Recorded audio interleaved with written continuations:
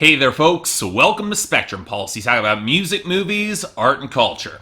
And today we're going to be talking about the sophomore album from YG called Still Brazy. You know, it's kind of amazing how much hip-hop has mutated over the past 2 years, isn't it? Because if you look at the current hip-hop sound, it's in kind of a weird place, especially in the mainstream. A little bit more organic and melodic, drenched in auto-tune and trap hi-hats, and sitting in a weird place where any rapper with the slightest amount of buzz online or on Vibe can really blow up, especially in the mainstream, which is kind of bizarre. And yet, if you go back just 2 years when those trap trends, while they were there, it was a very different sound that was dominant. Minimalist and more touching on a bass-heavy West Coast sound driven most by the LA producer DJ Mustard. Now, let's be clear here. His star has faded a lot, but if you want to find the rapper at the epicenter of his sound, look no further than YG, who released his debut album, My Crazy Life, that year. Before then, he was most well known for the oh-so-charming Toot It and Boot It from back in 2010, but YG took his ground-level Compton gangster rap to new heights working with DJ Mustard's stripped-down sense and production. And I'll admit, I was really hard on that album, but for mostly good reason. He got shown up by a significant chunk of his big-name guest stars, his own content was inconsistent and rarely treading new ground, and he wasn't that much of a presence of an MC regardless. And even if he was,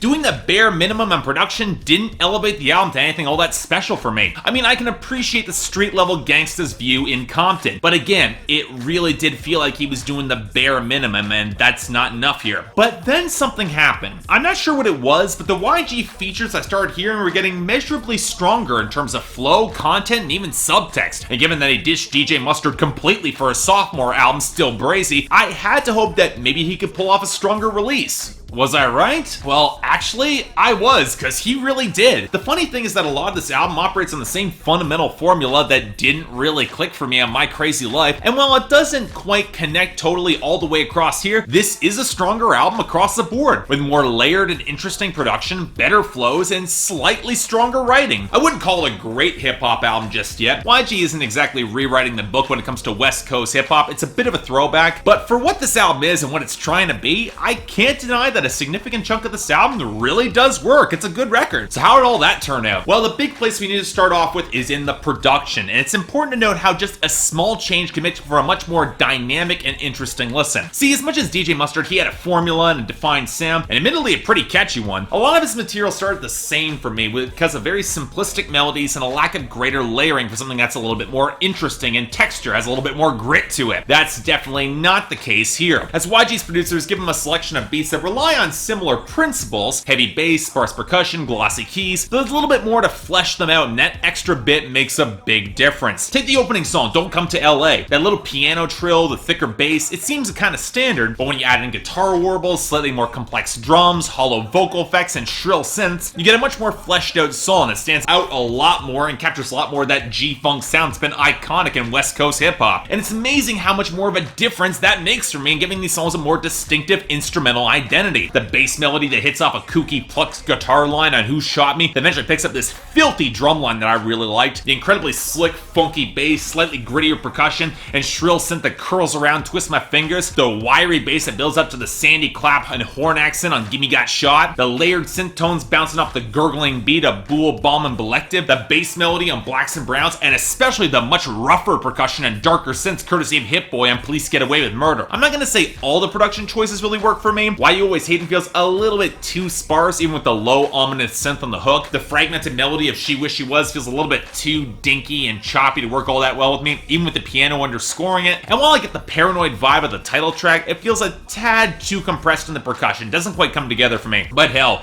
there are even tracks where the mix strips back a lot, like down to the bass piano and sparse hi-hat of FDT, and it still manages to have some ominous presence regardless. Granted, a lot of that has to do with content, but we'll come back to that. And you know what? To his credit, YG definitely stepped up his game as well, in terms of both his bars and his slightly more expressive delivery. He actually stands out a little more. I would hesitate to call him a great rapper. He tends to rhyme words with themselves or push the rhyme farther than I'd prefer, but in all due honesty, it's far more rare than on his debut, and his flows have improved immeasurably. More than ever, I hear a lot of old school Snoop Dogg flow on songs like Twist My Fingers and Gimmie Got Shot, although there's a hint of Kendrick on the title track that I definitely like. Those are compliments. But when I think that YG can struggle a little bit is conveying a little bit more intensity and anger and passion. He gets some of the confusion, frustration, and plenty of chill vibes on this album, but there are songs where I think he could benefit from coming in a little bit harder, especially when you put him alongside his guest stars like AD on Don't Come to LA. But you know what? That's arguably another area where YG thrives. He really doesn't get shown up on this album like on My Crazy Life, as he steps in with a fair bit more confidence and personality. Granted, when Lil Wayne drizzles autotune all over an otherwise pretty decent verse and I Got a Question, it's not difficult, but the only times where I feel that YG faces real competition for his bars is from Drake on the flexing Why You Always Hatin', a song where YG's more out of his comfort zone than Drake is anyway, and from Jose Moses on She Wish She Was, which is a lousy song anyways. And his camaraderie and interplay with both Nipsey Hussle and FTT and Sadboy Loko on Blacks and Browns, but give those songs a fair amount of weight. They've got some impact to these tracks. And here's where I feel that YG really did step up his game: the content. And what I find fascinating are the attitudes that YG approaches what one would otherwise consider some pretty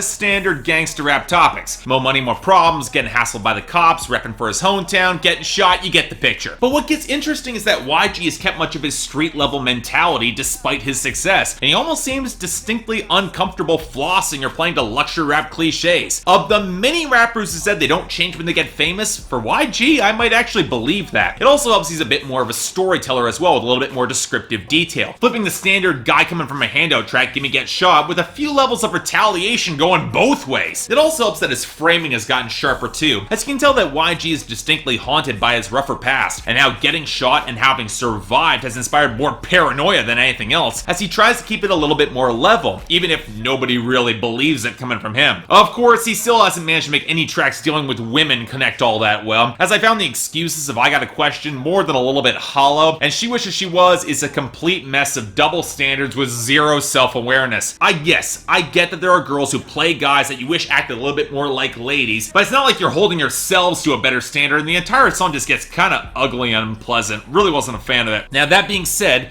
I do think YG is at least trying to break away from his rougher past, or at least accept more of the responsibilities of what he did, which adds significantly more weight to the trio of political songs that end out the album. The one that will get the most attention is FDT, which stands for Fuck Donald Trump. It's a pretty blistering indictment of the Republican nominee. And while I definitely dug the catharsis in getting the Crip Nipsey Hussle, and definitely has a certain amount of symbolism in and of itself, but what I found more interesting is how YG then focuses more on standing with Mexican immigrants, which leads straight into Blacks and Browns and the analogous racial profiling that both races experience. I won't say it's particularly nuanced here, although YG and Sadboy Loko get through some pretty detailed lists of systemic racism and poverty in both their communities, and they don't pull any punches on the steps that they themselves can take to make things a little bit better. But with this sort of blunt honesty, it connects when it's delivered well. And rounding it out with Police Get Away with Murder is a very potent way to end the record. And sure, the Illuminati line doesn't really work, but I really did appreciate a small connection that YG made at the end of the second verse, especially now, highlighting how people can get years in prison on gun charges, which are all the more frequent given the easy access to guns. But if they're gonna get shot when unarmed in the streets, they need something to protect themselves, which in the end only exacerbates the larger problem. But with no justice for police who kill unarmed black men, what the hell are they supposed to do? I can see the logic here, and even if it is a no-win situation, still kind of brazy indeed. But in short,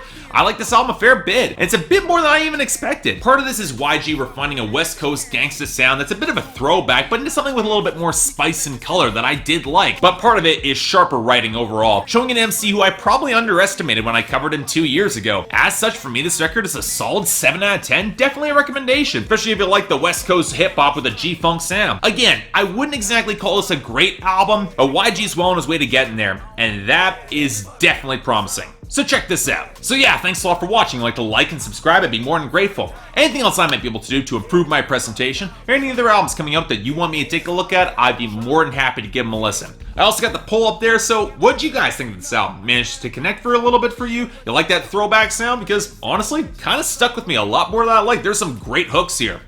Until then, I'm Mark, you're watching Spectrum Pulse, and I'll see you next time. Speaking for some people that you probably ain't know.